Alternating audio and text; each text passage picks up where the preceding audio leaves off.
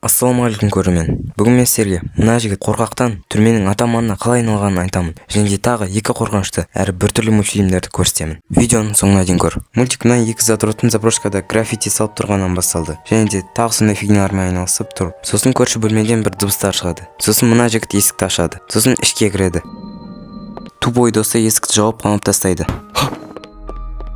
Жігіт қорқып есікті ағаш деп есікті ұрады. Оказывается, жігіт жалғыз емес екен. Сыртта досы күліп оны мазақтап тұр. Ал ана бөлмеде досы бір құбыжықпен төбелесіп жатыр. Және де құбыжық оның кеудесіне кіріп, оны өлтіріп тастайды.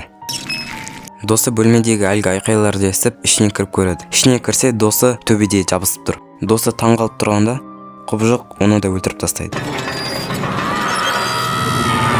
Кадр бір қыз бен оның ағасы футбол ойнап жүрген көрсетеді. Және де қыз көбелектің артынан жүгіріп ойнаймын деп заброшканың ішіне кіріп кетеді. Көбелектің артынан қуамын деп оны ұстағысы келгенде көбелек күлге айналып кетеді. Және де ол күлді қыз ұстайын деп жатқанда оның ағасы оны ұстап қалады. Және де үйге кеттік дейді. Және ағасы өзі кетіп қалады. Қыз ағасының артынан кетіп бара жатқанда бір бөлмені көріп қалады. Және де енді ғана есігін ашайын деп жатқанда ойланып қалады да қашып бара жатқанда оны құбыжық алдынан шығып ұстап алады. Ағасы өз қарындасының айқайын естіп артқа қарай жүгіреді. Және де заброшкаға кірсе, қарындасы бір қуыршаққа ма бірдеңеге айналып кетті, короче. Және ағасы қарындасын оятайын деп жатқанда қарындасының кеудесіне бір төрт бұрышты бір тесік пайда болады. Ағасы в шоке қарындасын қарап жатқан кезде терезеден әлгі құбыжықты көреді. Сосын ол тезірек жүгіріп барып есікті жауып қояды. Және де есікті бір ағашпен тіреп қойып қарындасын көтеріп алып екінші қабатқа бара жатады. Бірақ екінші қабатқа көтеріліп келе жатқан кезде жігіті әлгі құбыжық өз қолымен қатты ұстап алады. Және де жігіт оның қолын жұлып алып лақтырып жібереді. Сосын әлгі қол ұшып барып жігіттің мойнын қысып алады. Жігіт әрең дегенде қолды жұлып алып оны таяқпен ұрып сындырып тастайды. Қолды сындырып тастап, ол енді ғана демалып жатқанда қарындасы келіп оны қиқындыра бастайды. Және ар жақтағы есікті де құбыжық ашып алады. Сосын әлгі құбыжық кіріп жігітке қарай жүре бастайды. Жігіт паникада қарындасын итере сап екінші қабатқа қашып кетеді. Далада кеш батты, ал жігіт болса таяғымен әлгі құбыжықты күтіп отыр. Бір кезде құбыжықтың көлеңкесі көрініп, ол жігіт отырған бөлменің қасынан өтіп кетті. Жігіт болса қой отыра бермейді да қолындағы таяғымен құбыжықтың артынан бара бастайды. Сосын жігіт келе жатқанда дәл қасынан құбыжық пайда болып, жігіт қорыққаннан дым істей алмай қалады. Сосын құбыжық оның таяғын лақтырып жіберіп, оның кеудесін қыса бастайды. Сосын жігіт шыдамай құбыжықтың басын бір ұрады. Ол ұшып лампаға тиіп өрт басталады. Құбыжық басын жоғалтып, оның артынан бара бастайды. Бірақ сол кезде жігіт келеді да жүгіріп барып құбыжықты бір ұрады. Сосын құбыжықтың аузынан бүкіл жеген адам жүректерінің бәрі түсіп қалады. Жігіт жүректер ұстап көріп, өз қарындасының жүрегін тауып алады. Жігіт бірінші қабатқа түсіп, жүректі орнына салып көреді. Сосын қарындасы адамға айналып, ағасын құшақтайды. Ал құбыжық сол уақытта өртеніп жатқан жерден шыққысы келеді. Бірақ қарындасы мен ағасы сыртқа шығып артына қарайды. Және де өртеніп жатқан үй мен әлгі қиналып жатқан құбыжықты көреді. Осымен кино бітті деп ойлап қалдыңыздар ма? Сосын олар қайтайын деп жатқанда бір құбыжық пайда болады. Бұл фильм даладағы тұрған дәретханадан басталды.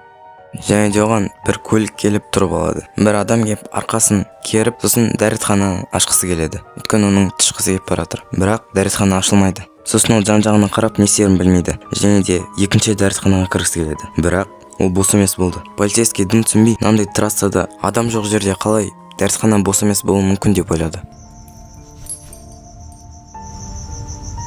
Сосын полицейский жан-жағына қарап, дәретхананы ішін тыңдап көреді. Ол ішінен бір дыбыстар естіп есікті қағып көреді. Және де бір ақырған дауыстар естиді. Полицейский қорқып кетіп, дәл сол жерде ботына жіберіп қоя жаздайды. Сосын есік өзімен-өзі ашылады. Сосын полицейский өзіне крест қойып, аяғымен ақырын ашып көреді. Қараса ішінде ешкім жоқ екен. Сосын туалеттің ішін қарап шығады. Шынымен де ешкім жоқ екен. Полицейский осылай далаға қарап тұрғанда туалеттен бір дыбыстар естиді. Трубалар қозғалып, туалеттің суы көтеріледі. Туалеттен бір шарик шығып, полицейский өз түрін көреді. Сосын өз түрін көріп, ол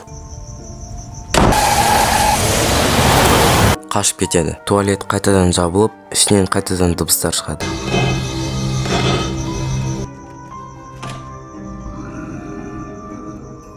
Міне достар, соңғы мультфильмімізге де жеттік. Бұл мультфильм мынандай бір көздерден басталды. Және де мынау жігіт түрмеге түсті. Соған түрмедегі бандиттар қуануда немесе ашулануда. Сосын полицейский келіп түс алды ма дегенде итеріп жібереді. Және де мынау жігіттің қорқып тұрғаны түрінен көрініп тұр. Сосын ол байқамай дәу качоктың көзіне қарап қалады. Және оған қауіп төніп тұрғанын сезіп тұр. Сосын полицейский бүкілін тыныштандырды. Сосын жігіт наконец-то өз камерасына түсті. Және түні бойы дұрыс ұйықтамады, себебі депрессияда болды.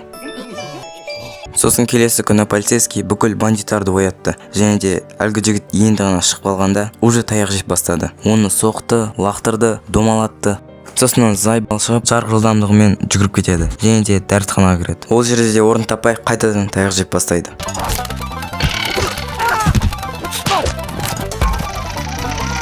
Сосын өз камерасынан жүгіріп барады да бір жерге отыра қалады. Және де өз-өзін қолына алып ашуланған түр көрсетеді. Келесі күні ол ашуланған түрмен жүрді. Және де жүрген кезде оны тонап кетеді. Және де шапалағын жегізеді. Сосын ол өз тамақ жоқ екеніне қарап, артқа бұрылып жатқанда дәу качоктың тамақтарына соғылып қалады. Сосын качок қатты ашуланып, тамағын қоя тұрады да әлгі арық жігітті тақыр басынан ұстап алады да лақтырып жібереді. Сосын арық жігіт ұшып барады да бір бөлмеге соғып қалады. Качок өз ісін аяқтауға келгенде, орайын деп жатқанда тарақан пайда болады. Және де әлгі качок тарақанды көріп есіне танып қалады. Бәрі качоктың жанына жиналып, әлгі арық жігітті бәрінен мықты деп ойлап қалады. Ал ол болса айқайлап бәрін қуып жібереді. Және түрмедегі атаманға ие болады. Бәрі оны сыйлап, одан қорқа бастайды. Және де оған қарауға да қорқады. Сосын әлгі арық жігіт білген істеп бәрін қорқыта бастайды. Және кезек әлгі качокқа да келеді. Качок негізі арық жігіттен емес, әлгі тарақаннан қорқуда. Сосын качок оның денесіне тарақан бар ма жоқ па тексеріп, оны ұрайын деп жатқанда тарақан пайда болады. Және ол гантельмен құлап қалады. Және дриш жігіт енді оны қарғыбаумен ұстауды шешеді. Енді дриш качокты өзінің күшігі сияқты ұстайды. Және оны өзінің жаман мақсаттарында қолданады. Соның арқасында ол өзіне қанша тамақ жегісі келеді, сонша жейді. Және де түрмедегі адамдардан ақша жинайды. Және де библиятып қояды. Егер дұрыс билемесе ұрып тастайды. Және де бұл жігіт нағыз психқа айналды. Және де өзіне мүсін істетуге түрмедегі адамдарды қинады. Және де әлгі качоктың да зайыпқан шығарды. Сосын әлгі качокқа тарақан тигізгенде ол ашуланып көзі аппақ болып кетті. Сосын жүгіріп мүсінді құлатып кетті. Және де бүкіл түрменің қабырғасын сындырып кетті. Сосын түрменің быт шығып, әлгі качок арқасына дришті мінгізіп алып жүгіреді. Және артынан тастар шығады. Сосын бір жерге тұрып алады да, олар да бір дәу тас көтереді. Сосын бұл жігіт өзін түрменің құдайын деп санап бірдеңелер істеп атады. Бірақ бірдеңе дұрыс емес сияқты еді. Ал бұның бәрі негізі дриштің түсі болды. Сосын дриш әлгі сценарий қайтадан қайталанады деп тарақанды көрсетеді. Ал качок болса оны бір ұрады. Ал енді осы екеуі қалай түрмеге түскен көрсетейін. Анау дриш полицейскийлардың офисына кіріп, оларға шабуыл жасағысы келеді. Бірақ полицейскийларда да пистолет бар. Ал анау качок болса паркта қыдырып жүріп бір тарақан оған прикол ұстайды. Ол оған шыдамай тарақанды ұрып тастайды. Сосын полицейскийлар оны ұстап алып түрмеге апарады.